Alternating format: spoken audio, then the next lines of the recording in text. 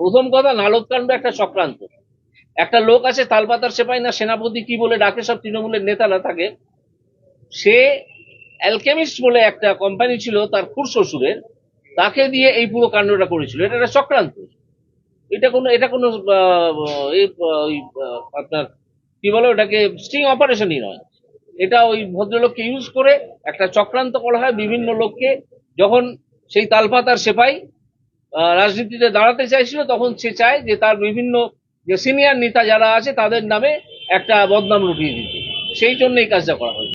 প্রথমেও যখন এই বিষয় নিয়ে আমাকে প্রশ্ন করা হয়েছে যে গণতান্ত্রিক দেশে যে যেখান থেকে দাঁড়াতে চায়, নির্বাচনে প্রতিদ্বন্দ্বিতা করতে চায়, সে করতে পারে, তার সেই অধিকার আছে।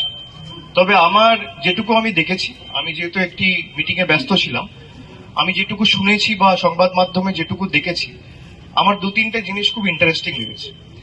একটা হচ্ছে বিজেপির যারা নেতা তারা আমার নাম নেয় না, তারা ভাব পাচ্ছে কথা বলে। আর প্রাক্তন বিচারপতি, আমি প্রাক্তন বলছি তার কারণ হচ্ছে উনি ইতিমধ্যেই ওনার রেজিগনেশন টেন্ডার করেছেন, আর প্রাক্তন বিচারপতিও ভাব পাচ্ছে কথা বলেছে, আমার নাম নেয়নি। সুতরাং এই মিলটা খুব ইন্টারেস্টিং। চোর ছেঁচোরদের, অশিক্ষিতদের সবসময় নামটা লোকে নেয় না। দুষ্কৃতকারীর একজনের নাম নিতে না নিজেদের খারাপ লাগে। যেমন দেখুন, ওই পরিবারের বিষয়ে দীপক ঘোষ যে বইটা নিয়েছে, লিখেছে, তাতে গরম রসগোল্লা একটি শব্দ আছে।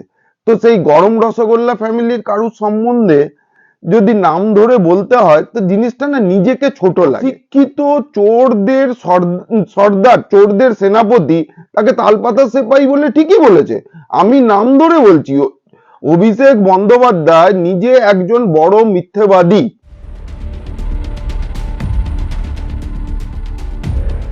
অভিষেক বন্দ্যোপাধ্যায় নিজে একজন বড় মিথ্যেবাদী।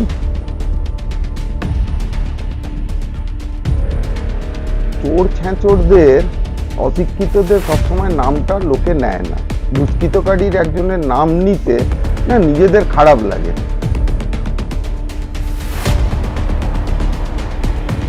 গরম রসগোল্লা ফ্যামিলির কারুর সম্বন্ধে যদি নাম ধরে বলতে হয় তো জিনিসটা না নিজেকে ছোট লাগে।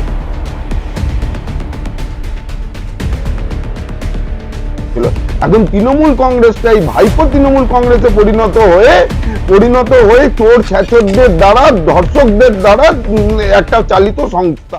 ব্যাপারটা কি হচ্ছে জানেন তো, চোর ছেঁচোরদের, অশিক্ষিতদের সবসময় নামটা লোকে নেয় না। দুষ্কৃতকারীর একজনের নাম নিতে না নিজেদের খারাপ লাগে।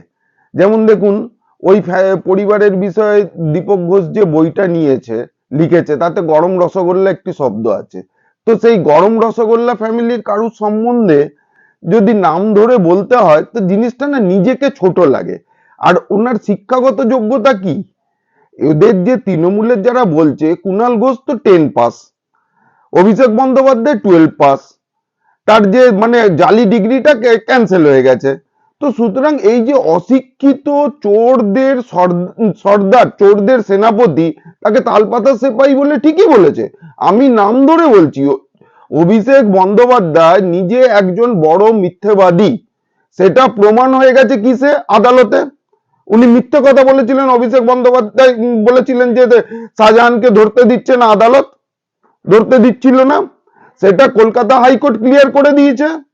তারপরে এই শাহজাহান শেখের মতো গুন্ডাদের পাশে দাঁড়ানোর জন্য উনি আবার খরচা করে তৃণমূল কংগ্রেস রাজ্য সরকারের তরফ থেকে, গভর্নমেন্টের, আমাদের আপনার সবার টাকা খরচা করে সুপ্রিম কোর্টে গেল, সুপ্রিম কোর্ট থাপ্পড় দিল।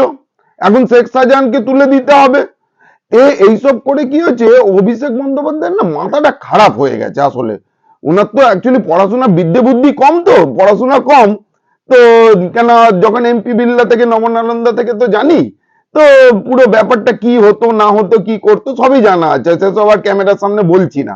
তো সুতরাং কি হচ্ছে কি, এই যে অশিক্ষিত নেতারা, এদের নাম, শিক্ষিতরা সবসময় এদের নাম নিতে না লজ্জা পায়। এই চোর ডাকাত, চোর ছেঁচোরদের নাম নিতে একটু সংকোচ বোধ হয়, আর কিছুই না, আর অন্য কোনো কারণ নেই। উনি বলেছিলেন 10 পয়সা চুরি করে থাকলে ফাঁসিতে চলে যাবেন, আর ফাঁসির মঞ্চে টেন্ডার নেওয়ার জন্য অপেক্ষা করছে কন্ট্রাক্টররা। অথচ উনি যখন ওনার এত কোটি টাকার লিপস এন্ড বাউন্সের ইডি যেটা হেফাজতে নিল, সেটার জন্য উনি ফাঁসিতে যাচ্ছেন না। উনি ফাঁসির মঞ্চ তৈরি, উনি অত না বাতেলা মেরে, বাতেলাবাজ ভাইপো, বাতেলা ছেড়ে আপনি ফাঁসির মঞ্চে আপনি তৈরি করুন না।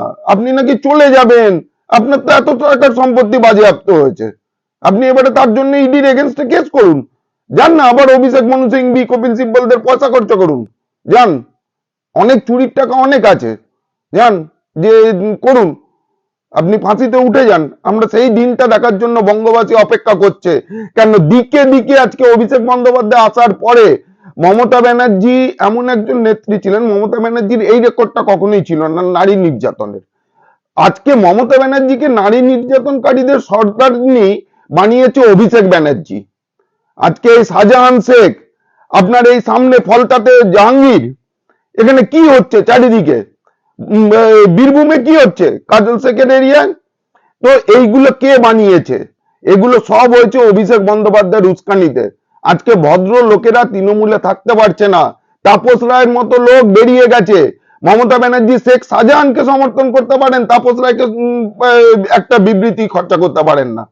তার মানে আসলে তৃণমূল কংগ্রেস, বর্তমান তৃণমূল কংগ্রেস যেটা, এটা মমতা ব্যানার্জি সেই তৃণমূল কংগ্রেস নেই যার পেছনে বিজেপি দাঁড়িয়েছিল, রাজনাথ সিং এর মতো ব্যক্তিত্ব দাঁড়িয়েছিল, অটল বিহারী বাজপেয়ীজির মতো দাঁড়িয়েছিল।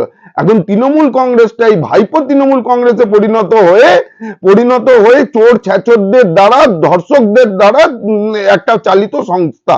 আমি তো স্পষ্ট বলে দিচ্ছি, কোন নেত্রী এসআর এর সঙ্গে, আমি এটা নাম বলছি না, কিন্তু আমি প্রমাণও দিতে পারি, নামও বলতে পারি, সময় ঠিক নাম বলে দেবো, এসআর এর সঙ্গে রায়চকে যায়, সেটাও আমার জানা আছে। তো সুতরাং পুরো তৃণমূলের চরিত্রটা কি সেটা সবার জানা আছে, কোন গেস্ট হাউসে কে যায়, কোন কাউন্সিলর, কোন মন্ত্রী যায়, দার্জিলিং এ কে যেত, সব জানা আছে। তো সুতরাং এসবকে ঘাঁটাতে বারণ করবেন। খোকা বাবুকে বলে দিন যে এখন একটু হরলিক্স খেয়ে আর একটু জিম করে, বডি করে, ও যে যা করছে ওই কয়েকটা কে নিয়ে ও পড়ে থাকুক।